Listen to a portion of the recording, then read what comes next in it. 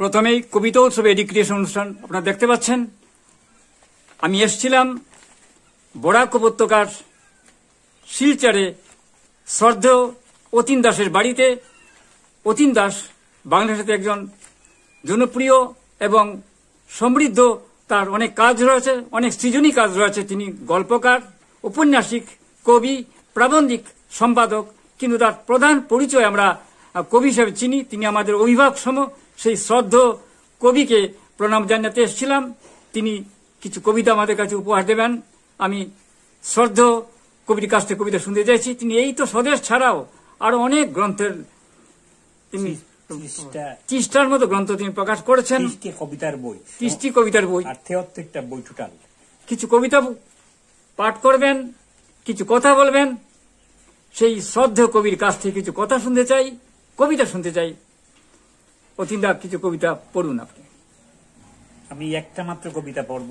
এটার নাম হচ্ছে স্মৃতির জাহাজ।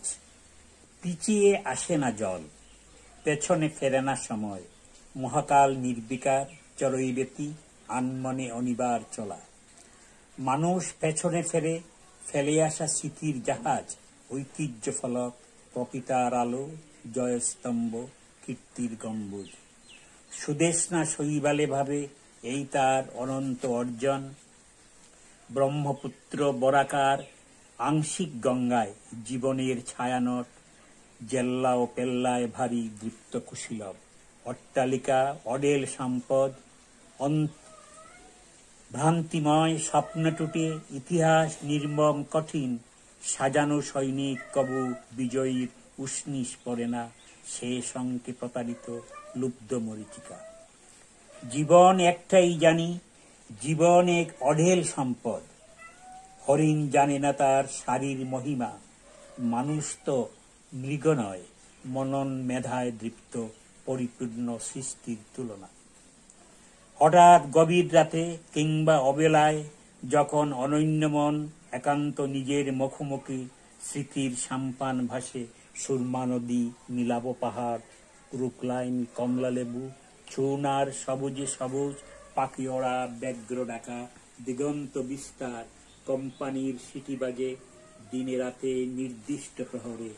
প্রথম প্রেমের স্মৃতি মায়াময়, ভারাক্রান্ত পুষ্পিত ছাতক। তুলনা চলে না কারো, অদ্বিতীয় প্রতিটি মানুষ, প্রতিটি প্রহর তার স্মৃতি, অদ্বিতীয় কীর্তি, প্রেম, দেশ, অপযশ, বিজিগিষা, রুদ্ধকাম, সফল সঙ্গম, ধর্ম, অর্থ, প্রতিপত্তি, মেধা আর মোক্ষের সাধনা। সময় বহতা নদী, জ্বরে আয়ু, নক্ষত্র নিদান, অদরাকে পেতে চাওয়া মানুষের নিত্য আকিঞ্চন, অপূর্ণ মায়ার বৃত্তে ঘূর্ণমান অনন্ত জীবন। মানুষ জানে না আজও কি তার বাঞ্ছিত বৈভব, কীর্তি, যশ, প্রতিপত্তি, নাকি তার ফেলে আসা চিত্রিত শৈশব। অতীনদা, আপনি আমাদের নতুন প্রজন্মের সম্পর্কে কিছু কথা বলুন, পরামর্শ দিন।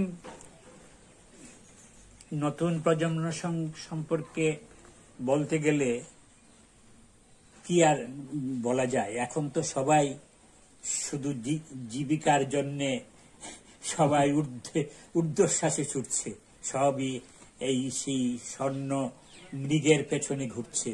হ্যাঁ, জীবনের কি লক্ষ্য, জীবনটা কি, সেটাই অনেকের কাছে অধরা।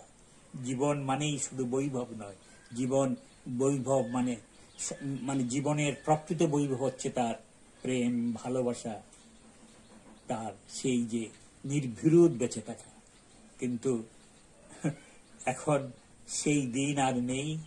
আমরা যে স্বপ্ন দেখে আমাদের জীবন শুরু করেছিলাম, এখন সমস্ত স্বপ্ন এই নতুন প্রজন্মের কাছে পাল্টে গেছে। যাই হোক, তবু আমরা আশাবাদী। আমরা মনে করি যে সুদিন একদিন ফিরবেই, কারণ এখন তো মানুষ কবিতা লিখছে, এখনো তো মানুষ গান শুনছে, সুতরাং সব হারিয়ে যায়নি। আপনি তো সব সৃজনেই কাজ করছেন, গল্প, কবিতা, উপন্যাস, প্রবন্ধ, আত্মজীবনীমূলক লেখা। আপনার সবচেয়ে প্রিয় মাধ্যম কোনটি? আপনার প্রিয় মাধ্যম অবশ্যই কবিতা, কিন্তু আমাকে গদ্য লিখতে হয়, কারণ মানুষ আমার গদ্য লেখা খুব পছন্দ করে। এবং আমি যেহেতু সংবাদপত্রে লিখি,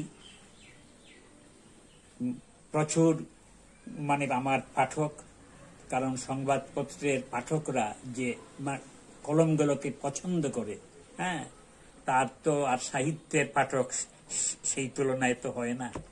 তো আমার প্রিয় ভূমি হচ্ছে কবিতাই, কিন্তু এখন আমাকে বেশি করে গদ্য লিখতে হয় শুধু সংবাদপত্রের পাঠকদের জন্য। আমি দর্শকের চেয়ে আপনারা দেখবেন আমি ঋদ্ধ হলাম শ্রদ্ধেয় কবি অতীন দাসের কবিতা উপহার দিতে পেরে। নমস্কার, দেখতে থাকুন, আজ এখানেই শেষ করছি।